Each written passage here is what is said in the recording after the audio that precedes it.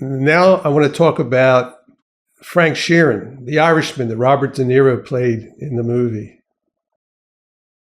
I met Frank in the first case, the one that he got acquitted on, and the one I got Buttons acquitted on. And this is only about a month or month and a half after Buttons' trial and verdict. Frank gets re-indicted on a new case in the federal court in Delaware. So it was basically a two-horse race between Emmett and me. And Frank and I had a good relationship. And don't forget, he had a great one with Emmett because Emmett was his lawyer and he got acquitted. And Frank had a statement that he made, I heard early on, nothing speaks louder than a defendant's silence. So Frank believed that even though you don't have to get on the stand and testify, he felt in his mind that that was something you should do and had to do. And what happened is because we were Philly lawyers, we weren't in those days licensed to be able to go in the federal court in Delaware. We had to get a local lawyer to move for our admission, which all the lawyers could do, but you had to get somebody to vouch for you. There came a point in time where Frank, before he made his final decision, was asking one of the co-defendants about me. And his co-defendant was named Eugene Baffa, and Eugene Baffa's lawyer was Jim Schwartzman.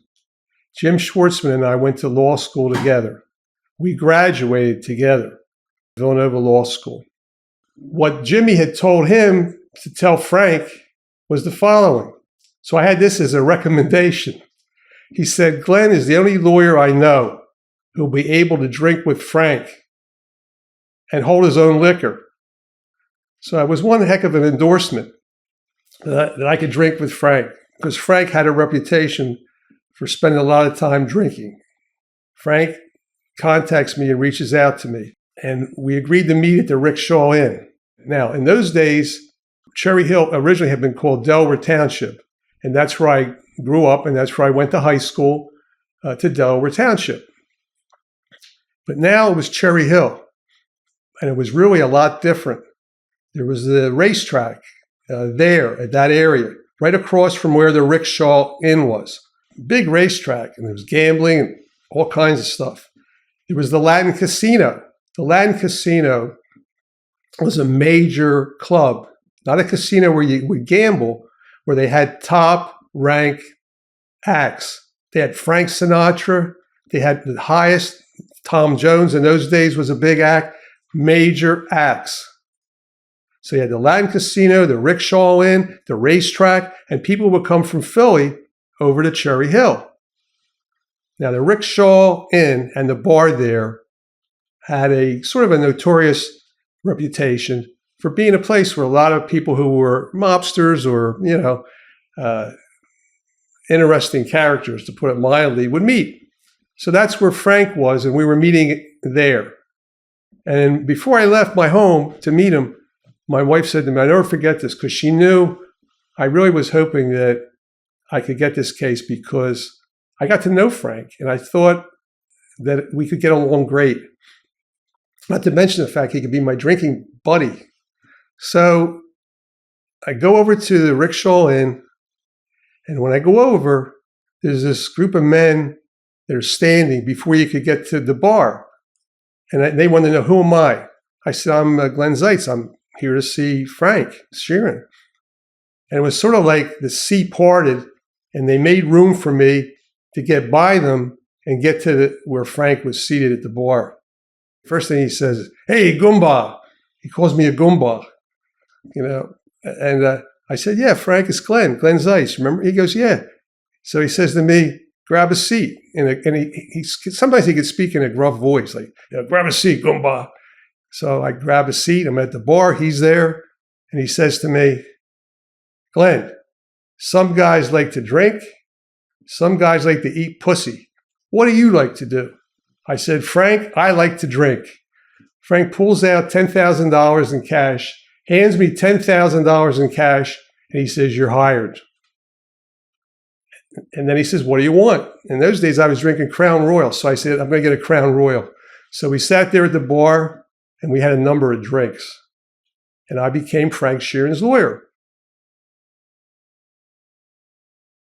So then the irony of this is I come home and my wife says, how'd your interview go?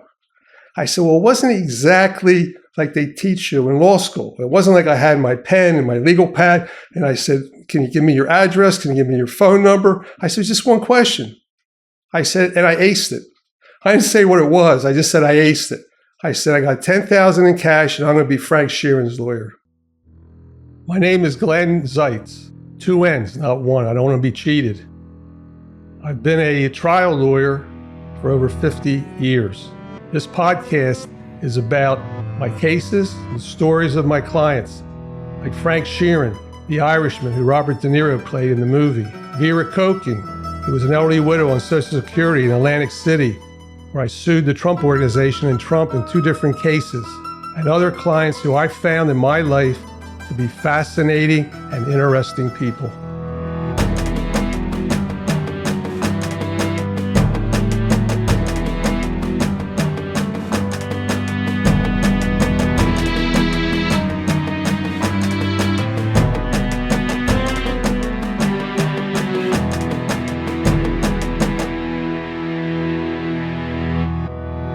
I went to the premiere in New York to see the movie before it was released through Netflix. In the movie, Russell Bufalino was portrayed by Joe Pesci, and Frank Sheeran was portrayed by Robert De Niro, and Jimmy Hoffa by Al Pacino. It was like 3 o'clock in the afternoon in New York, and they were all there, including Martin Scorsese, and there was Ray Romano. I mentioned him because he portrayed a lawyer. The only scene of the movie that had a courtroom scene, he was portraying Bill Bufalino, who was the nephew of Russell. Well, he didn't represent Frank in the case that was involved. I'm the one that represented him, but I didn't cooperate in the making of the movie. It's as simple as that. I had nothing to do with the making of the movie or the book, I Heard You Paint Houses, because it's my time now to set the record straight in a lot of areas. So I was there. One of the funny things I remember about being there is Marty Scorsese says to Robert De Niro, say something. Robert De Niro in front of the audience is standing there and he says, say something. That's what he did. That was his director saying, say something. So he says, say something. So it cracked me up because he's got a good sense of humor. It's pretty obvious. And it showed and talked about, among other things, the mob war that was going on, that I was sort of in the middle of because I was representing people while this whole situation was unfolding. I want to do a little bit of a timeline, which I have, that I think is helpful to understand all of this because it all ties in terms of Lou Batone, Frank Sheeran, and then there's another client that I had 2 appearances with in front of the United States Senate investigating the infiltration of organized crime in the labor movement. That was Ralph Natale. On July 30th, 1975, that was when Jimmy Hoffa disappeared. On August the 4th, 1975, there was a very important, they called it a sit-down. And Charlie Allen, who you already know about, testified in front of the United States Senate in a proceeding that I was present, behind a screen with his voice disguised. And he talked about the sit-down. And present for the sit-down was Russell Bufalino, Frank Sheeran, Tony Provenzano, Allen, Sal Bergoglio, and then there's some issues about 1 or 2 other people who may have been there. And the purpose for the sit-down was, apparently, as I mentioned in Allen's plea agreement, he had pled guilty with a conspiracy to kill Frank Fitzsimmons and others. And part of that was where they claimed that Hoffa was going to kill Provenzano and others. So you got 2 different groups planning on a murder based on Allen. So there was a memo that came out on January 27, 76, called the Hoffex Memo. This was the first document that went through the various people who may have been suspiciously involved in the Hoffa disappearance. So what basically they did, they had different names of different people. I had access to that memo because in order to try these cases, they had to give me access to it. They also gave it to Mr. Fitzpatrick. What had happened is the day after the sit-down, on August the 5th, one day later is when the FBI took over jurisdiction because otherwise it was a possible murder case. So it was like being one day short because who knows, if they had been involved, they may have been able to put a bug or wire in it because they knew where the sit-down occurred with Vesuvio's restaurant, which was run and owned by Russell Buffalino. October 1978 to February 1979. That's when Alan was taping everybody. In July of 80, Frank Sheeran was indicted in the federal court in Delaware on a racketeering case. Now, this indictment was a lot different than the one that he was indicted before with Lou Battone in the following reason. It was a racketeering indictment, but the racketeering acts that they used to support the RICO, remember the Racketeering Act statute I mentioned, were two. One were what are called Taft-Hartley violations, and it had to do with the free use of a car, believe it or not. It dealt with a company that was a labor leasing company, and they were arguing and claiming that Frank got the free use of a car, which is a thing of value. You cannot, as a labor union president, get something from the other side that could be considered a gratuity or something of value because it would affect your ability to give the total loyalty that you would owe to your union members. The second part of the case was based on mail frauds. It dealt with things that would be put in the mail as part of this criminal activity. So this time it wasn't murders. This time it was basically violations of Taft-Hartley and the rules that govern the fiduciary duty you have of honest services to your union members, and then also mail fraud. So now we're not dealing with the same type of charges underneath, but we're still dealing with a racketeering indictment where you could get 20 years. So basically what happened was the following.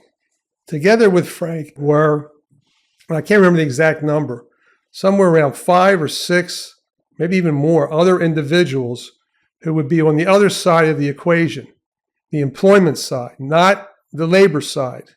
And they dealt with this labor leasing company that they claimed, had given Frank things of value, and that that these crimes were the ones that were committed as part of the racketeering acts. So what happened was our case, from my vantage point, would have been far better off if we could be tried in separate trials. And the other side agreed with the same thing. They didn't want to be tried with Frank. So we tried and we filed motions for severance. The first two were denied.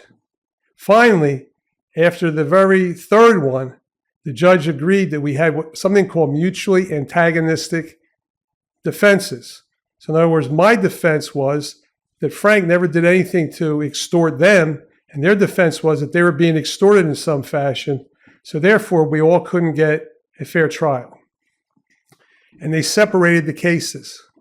And the other defendants went to trial first.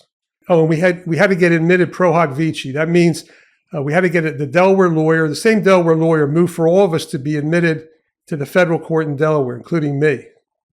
But there was one other thing that happened, and that was I did a lot of reading, we did a lot of research, and we found that the judge, he was the chief judge at that time, James Latcham, had a union matter years ago where Frank testified. And during that hearing, the judge ruled that Frank's testimony was incredible and found against the union. So one of the first things I did, which did not endear me to the judge, because of that case, that union case where he found him incredible as a witness, I filed a motion for the judge to disqualify himself and recuse himself from hearing the case. Now, this is one of those things you don't take lightly. And it did not endear me to the judge, because when we had a hearing on this motion, At some point, he asked the other lawyers, any of you join in Mr. Zeitz's motion that I disqualify myself? And I can still remember this to this day, him looking at me and saying to me, let me see if I understand this, Mr. Zeitz. I let you into my courtroom, and now you want me out of my courtroom, and you want another judge because you feel I can't be fair. So I said something to the effect, yeah, it sums it up in a nutshell, Judge. And then he asked them if they agreed. Now, these are all my buddies and my colleagues, and they're Philly lawyers, and they're guys that almost all of them, I think, were former assistant U.S. attorneys, including my friend Jim Schwartzman, who gave me the glowing review about being somebody who could drink with Frank. So they're all like typical lawyers. They got their heads down and looking at the desk and not looking up, not a peep, crickets. So it was me and the judge. So the judge, he denied it, and he remained on the case. So what happened is they went to trial first. And when they went to trial first, you can imagine it took long because it was like 5 or 6 lawyers questioning the witness. Charlie Allen testified as a witness because he had made tapes. And in addition, they had another federally protected witness. There was a witness named Bobby Rispo, who originally was a defendant, and then he decided to cooperate with the government. They put him in the federal witness protection program, and he testified. And he did a lot of damage more on the other end because he knew more of the people on the management end, but he also knew Frank. So he testified, Allen testified, and it was a lengthy trial. And after weeks of trial, all 4 were convicted. So after they got convicted, John Tam, he surfaces again. And John was the case agent on this trial. He was still on these trials. This the way the story goes, and it's reported to me, by Frank. It's sort of legendary because I wasn't the only person I think talked about it. What happened was Tam, according to Frank, is masquerading as a broken down truck driver who's got a rig that's stuck and he needs to talk to the boss, which would be Frank, because he's the head of the Teamsters in the whole state. He gets on the phone and he said, according to Frank, he said, I just wanted to tell you, your buddies just got convicted and you're next. And Frank says he told him, I really like to talk to you, John, but I'm too busy effing your wife. And he hung up. Now, this began a back and forth, most of which I knew nothing about, where he may send a car dealer and say that it was just a back and forth between these two in some fashion. And then there was a story that Frank told me something about an FBI agent falling out of a tree near his apartment. I don't know who that was.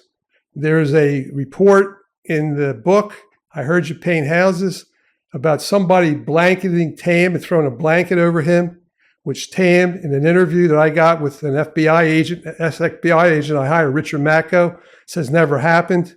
So what happens now is it's me and Frank. And now we're alone, which as far as I'm concerned is great because we didn't have any baggage that they brought. They were happy that they didn't have any baggage that we brought. And now we're going to be up to the plate next to defend his case. And my same investigator, Russ Collins, he always wants me to make sure that everybody knows spells it with a K, not a C. Kolins. Russ was the investigator who worked on the case with me. So now this case, just like the other one, unfortunately, had one major problem in it. Because when it comes to cross-examining and questioning and spending, maybe if you need to, a few days with a federally protected witness who himself is a mobster, who himself has committed a lot of crimes, which was Allen again and now Rispo. The problem with this case is there was one tape that the prosecutor made reference to, and I knew it was going to come up, and there was a portion in the tape, and Frank even talks about it in the book. It's one of the things in the book that I can say is accurate, where he made the statement along the lines of, to hell with my union. And that statement, to hell with my union, was something that was used by the prosecutor in the opening and in his closing. And one of the things he said at some point is tapes don't lie. So when they try these cases and they play these tapes, It's like sticks of dynamite that are in the courtroom. You got to be careful how you navigate around them. But we're going to get to more about what happened during the course of the trial and everything went on. So now I've got the same thing we talked about before, jury selection. Now I got to pick a jury. And in the state of Delaware, I learned real fast, there's only 3 counties. There's Newcastle, Kent, and Sussex. And I had an idea of the demographic makeup of the jury pool. I said to myself, this could possibly be the worst possible venue for me to try a union case. Where do corporations go to incorporate? The state of Delaware. You start looking, it's known for that. It's known for how friendly they are and who, over the years, has dominated that state. DuPont, the DuPont company.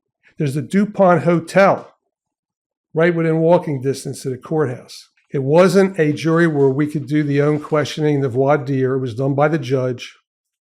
I remember when I went through the jury pool, I don't remember seeing any ones. I didn't see anybody that I would just love to keep. And I don't think I even remember seeing any twos. I was pretty much in a situation where, where we thought we may have had some people, and you heard about the article, they were talking about union, working people, union friendly. Now, this was a different kind of jury. And what ironically happened during the trial is I had to get a room in a hotel because I wasn't going to drive back and forth to Wilmington. So I got a room. We were at the Radisson. The FBI found out was at the DuPont. I figured, how in the world is the FBI in the DuPont Hotel? Well, I found out it's because about 5 or 6 of them in a room, So, and one of the ironies about this, and we'll get to some of the things that went on beforehand because there's a lot of jockeying around, is that I think it was Thursday. There was one week where they had like a buffet. And we actually went, and don't forget, the FBI staying at the hotel, so they would go to the buffet. So I figured, why don't we go to the buffet? And now you're sort of encountering the enemy at the buffet, It was no different than crossing into their turf in the courtroom, Because eventually, I'll get to the trial, it got so bad, the animus between us, that the judge said, you cannot cross into the other side's half of the courtroom. That's how hostile it got. Now, the part I didn't like is their half had the jury box. Our half didn't, And if I wanted to go over there, I could, but I had to ask for permission. And also, we wouldn't talk to each other, me and the prosecutor, Ron Cole.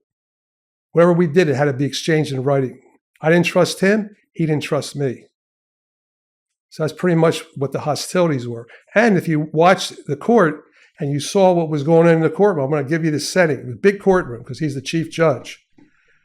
It was packed to capacity. And believe it or not, the people who I told you about, the senior citizens who would come to Philly and I would talk to, and I talked to in Lou's case in the back and ask, how am I doing? They came down to Delaware to watch. So I had, I don't know if you call them my own rooting group, but they were certainly people who I could talk to. And I was used to talking to them and getting feedback from them. So I remember seeing them down there a lot. Originally, Bobby Rispo was a defendant. He decided to do the following. At some point in time, it was a few months later, we found out from John Tam in an open court that he now was going to be a witness. He had entered the Federal Witness Protection Program, and now instead of being on the side of the case that we were, he had been on the side with the government. So by using him, Alan, having tapes, and other witnesses, a number of witnesses in the case, they were able to convict the other people first. So I knew at that point, so did Frank, that we had our work cut out for us because of all the publicity, everything that occurred, and we were going to go next.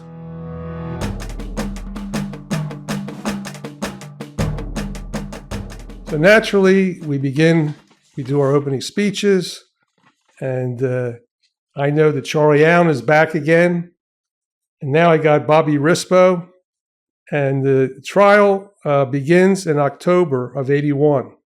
So Alan goes through his background, and then I spent days with him on the stand. I spent some time with Rispo on the stand, and one of the things I remember about Rispo, when I had him on the stand, is Frank had told me at the end of, I think it may have been the first day of him being on the stand and being cross-examined, somewhere around 4 o'clock, and we broke at 4:30. The judge was very strict about how he did things and sent people home. I remember Frank telling me, don't forget, they asked him something. It was something to do, had something to do with his brother or something. And I mentioned it, and you could see it really pissed him off.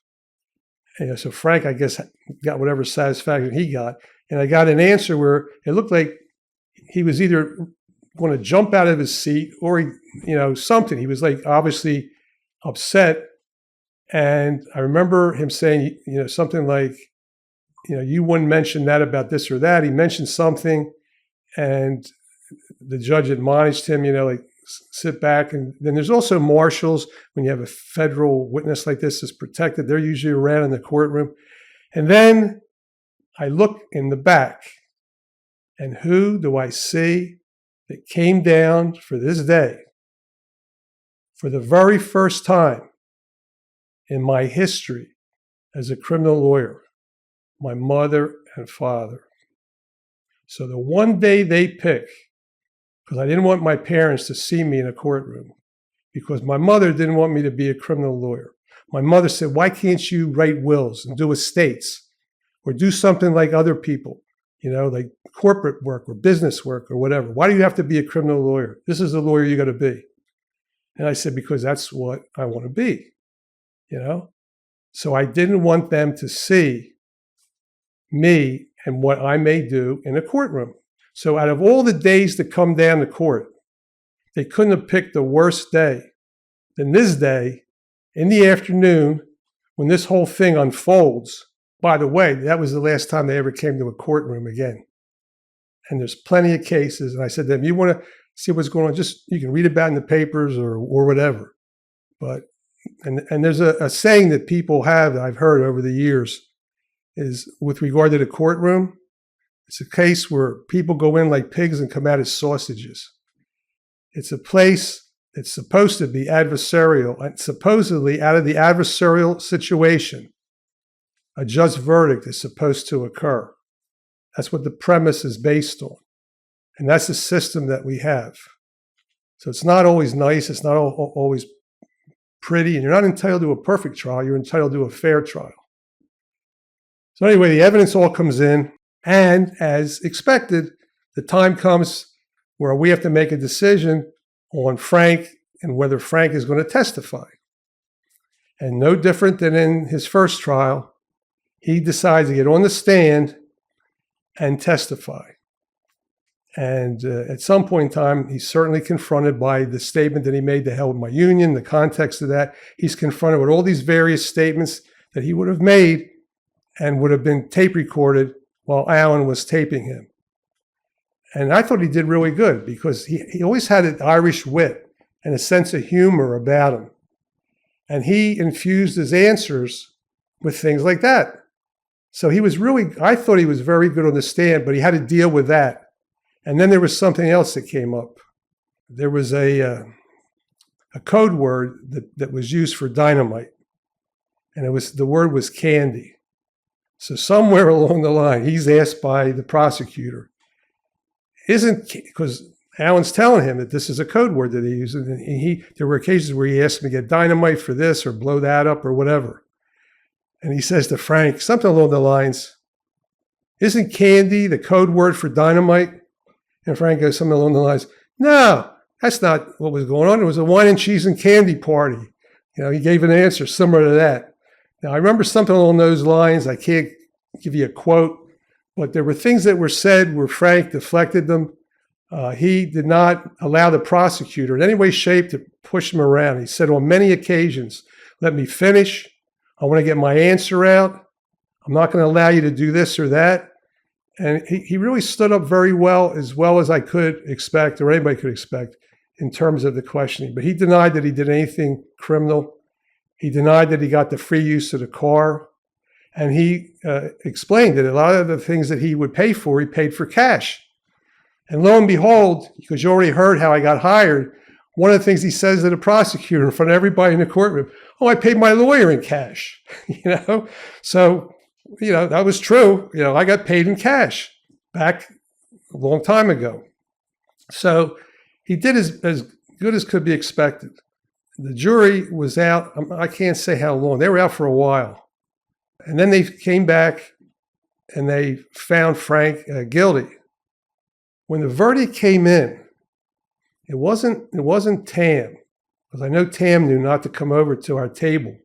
We knew not to go over near their table. They knew not to come over to ours. And as I said before, the judge had it literally broken down the courtroom in half.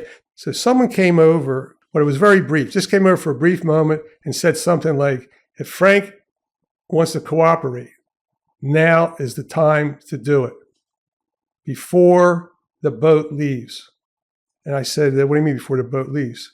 He says, if he doesn't do it now or agree to do it now, then there's never going to be any deals on the table. I said, oh, really? I said, so you're telling me if like a day from now, say he changed his mind? I said, hypothetically, because I have no reason to believe he ever will. The boat's gone. He says, well, the boat could probably come back to the dock, you know? So the bottom line was this. I knew one thing about Frank Sheeran when I got him as a client. I knew him as a man, as a person. He would never, ever be an informant. He would never, ever tape somebody else. He would never, ever become a cooperating witness, and he would fight to the last breath in his body, the government, no matter what pressure they put on him. And I was very impressed with him as a man, as a person. So what happened is this. The first thing that happened is once he got convicted, I had to ask for bail because we were going to take an appeal. And that was a fight because the government didn't want to give him bail. So I was able to convince the judge to give him bail, and I would handle an appeal to the Third Circuit Court of Appeals, which is the highest court next and would be right below the Supreme Court. So that meant that Frank wasn't going to jail. They weren't going to yank him out of the courtroom. He would have the ability to be on the street. And there was this ongoing mob war. And people were getting shot, people were getting killed. And Frank made this statement to me. One time, he always called me Goomba. Goomba. I go, what is it, Frank? He said, I'm spending more money on mass cards than I am on wine. And there were a lot of the people who he knew who had been shot. In the old days, or in the days before, they have an ignition bomb. You turn the ignition, your car would blow up, right? Frank was telling me about now, some of them were using some kind of manifold bomb, where your manifold would heat up. And when the manifold heated up, then the car would blow up. So Frank had a big Lincoln Continental.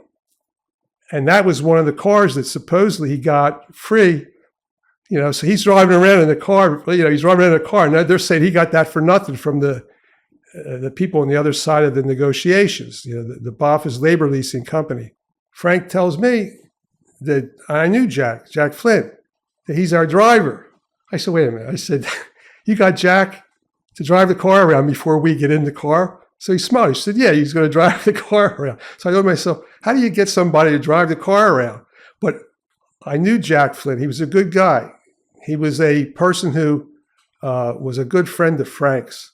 And he oftentimes would drive us. If we had a ride in the car, he would drive the car.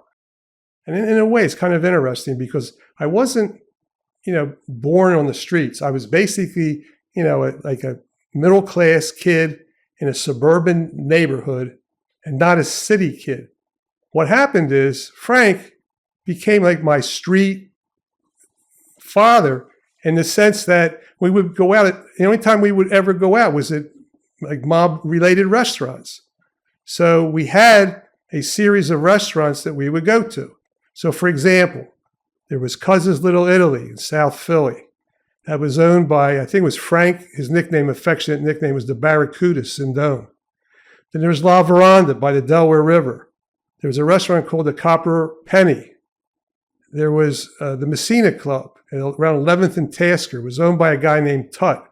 I had a meeting there where Frank and I attended with Russell Buffalino and Russell's lawyer. And Frank loved to drink, and so did I. With the two of us, we could kill a night together many times. And then because we felt that the FBI was always around, maybe tape recording a conversation or intercepting something, we had like a little code thing on where we would meet sometimes, which restaurant out of the group, so you don't have to say it over the phone. You could simply say, remember where you had like the veal scallopini. Remember you had so-and-so. I had little notes to myself. So that meant, go to Cuz's at this time period, or go to the Copper Penny, because Frank liked that a lot. La Veranda on the water, we were very careful about that restaurant because it's mentioned in the book. And there's a claim by the writer of the book that he somehow saw Frank in that restaurant and Frank didn't see him. Well, I don't know about that. I got photographs of that place and I was there many times. And when we sat in that restaurant, there were two tiers. There's like a higher tier and a lower tier. We always sat in the back by the wall so we could see whoever was coming into that restaurant. And then there was the following episode. And I can't give you the exact date on this, but I have the notes on this and it's been well documented. There came a point in time where I get a phone call, and it's a phone call from the U.S. Attorney's Office, and says to me, the FBI needs to talk to you. I said, why does the FBI need to talk to me? He says, it's something very important, and they need to talk to you as soon as possible. So I said, okay. I picked, I think, the Radisson Hotel lobby. And I said, we'll meet you there. And I meet them there at a certain date and time.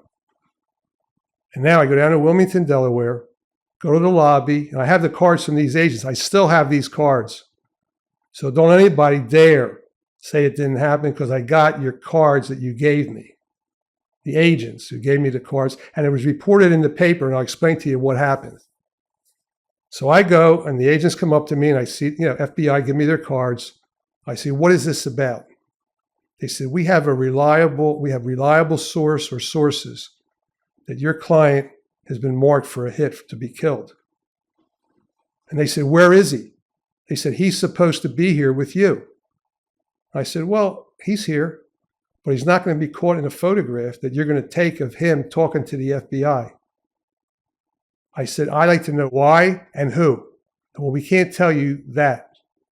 Only that we have a duty to make sure that he knows that his life is in danger. I said, okay, file report, make a report. I got your cards. I'll communicate this to Frank. And now we had to decide, what do we do now? I had to decide, what do I think we should do? So I'll tell you what we did. And it's a matter of record. And I got photographs and documents and newspaper articles to prove what happened. The very next day, we held a press conference at the Bellevue Stratford in Philadelphia. Frank, me, I think I had my investigator there. We contacted all the media, and I told everybody what happened, that the FBI had contacted us and told us that somebody has put a hit out on Frank. And Frank is not cooperating with the FBI. And if anybody really did, they want to give pause for and think about all this. Now, everybody knows about it. I viewed it as a like Hail Mary pass of the FBI to try to get Frank to cooperate. But that was not going to happen.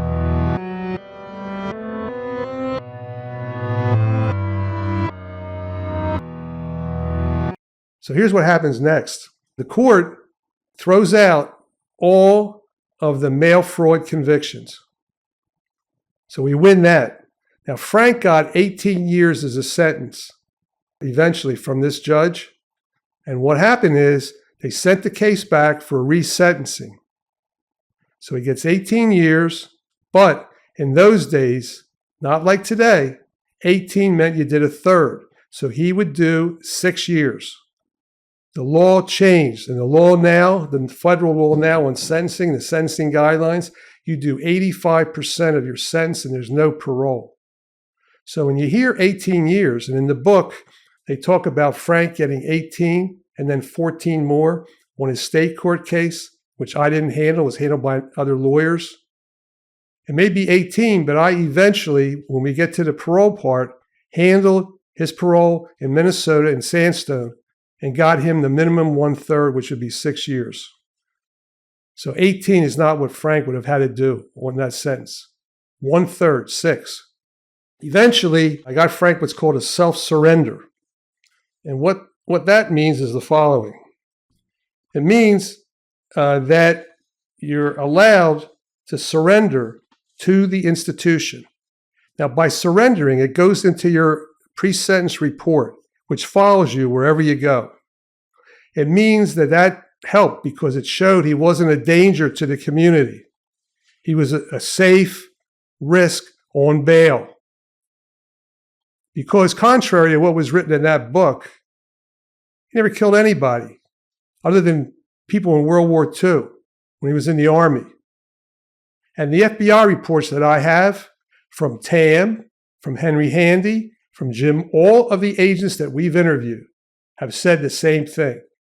They had no proof that he ever whacked, hit, killed anybody. And remember, in the case that they tried, he got acquitted and so did Lou. So there's a portrayal in the movie, and there's a portrayal in the book, that he's some kind of murderer. Also, we looked at the Joey Gallo case, and it turned out we have evidence that he didn't have anything to do with that case either. He didn't kill anybody. So here's what the next step is. I go in front of the judge, and the judge gives him 18 years again. My buddy, who I moved to disqualify, gives him the same sentence after we beat all these mail fraud counts. He gives him the same 18 years. So then what happens is he surrenders in June of '83 to do his 6-year sentence. And he has a lawyer by the name of Tom Little on his state case. He gets convicted in the state case, and this was a solicitation to commit a crime. And there comes a point in time where Frank wants to get rid of Tom Little. And in August of '85, he hires Charlie Brandt to appeal that conviction. Now, contrary to the book, which I believe somewhere in there's something in the book about he gets sprung from jail on October '91, and there's a celebration at the Mona Lisa, and Charlie Brandt, got him out. Well, I don't dispute the fact he may have gotten him out, but he also was hired to handle an appeal by Frank of his state court conviction, which Tom Little had tried. And the appeal was denied on May 27th, '87. And there was what's called a detainer because he had to go back to Delaware to finish serving that sentence. So what Frank did is the following. Frank engaged in a letter writing campaign that was amazing. And I've kept these letters from Frank. And the letter writing campaign that Frank was involved in, he wrote letters to the president, President Reagan, Senator Specter, a number of people in Washington complaining about what happened in his case, about informers and rats, and what occurred in his case. He also wrote all kinds of letters, and I have them too, where you could see where he was interested in monetizing his story and trying to figure out a way that he could leave something for his family. So, quite frankly, I'm glad that this book came out, even though I call it pretty much faction. There are facts that are completely correct.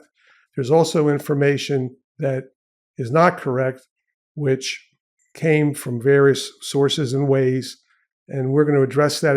I'm going to address that at a later point, specifically in different portions, because some of it I think is relevant to an understanding of Frank, his character and role in these cases, and the letters themselves, which I've kept. Some are personal in nature. Some of them are personal and a little bit other than that. But there's a lot of things in the letters that give you insight into his character, the kind of person he was, and his willingness and his desire to fight. Because we ended up ultimately, and I'll get into these things in the next episode, we ended up filing eventually a petition to the Supreme Court of the United States. And then we filed something called a 2241 for habeas corpus, a 2255 for the correction of the sentencing and all that. We tried every avenue we could to help him at that point in terms of exhausting his remedies in the federal level. And I'll get into some of those things. I'll get into the letters which are really personal in the sense that they were between two friends.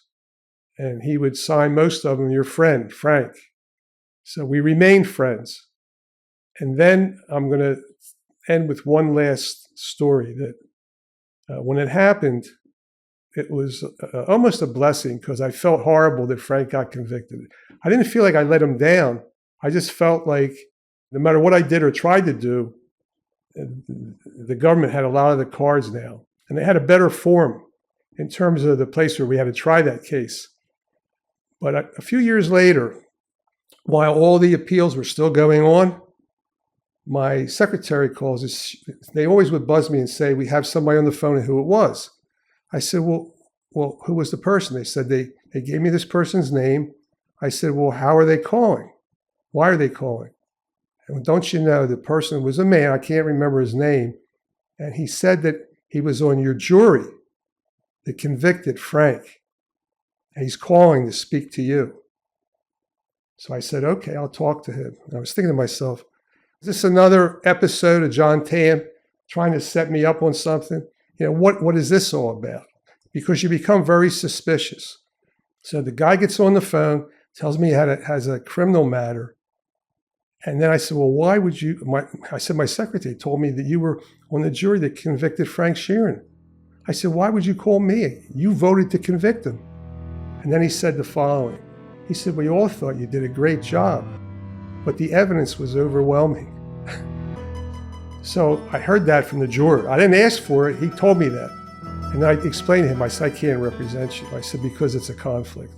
I said, so if you really were on the jury, I have no reason to disbelieve you. I thank you for calling. I said, I wish you the best. And that was it.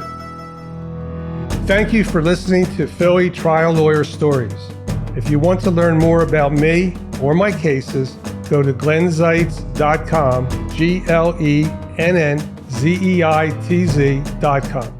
To contact me, email glenn@gazproductions.com. If you want to support Philly Trial Lawyer Stories, please leave a review wherever you get your podcast. And make sure you tell your friends and family too. Philly Trial Lawyer Stories is hosted by Glenn Zeitz and produced by Studio D Podcast Production.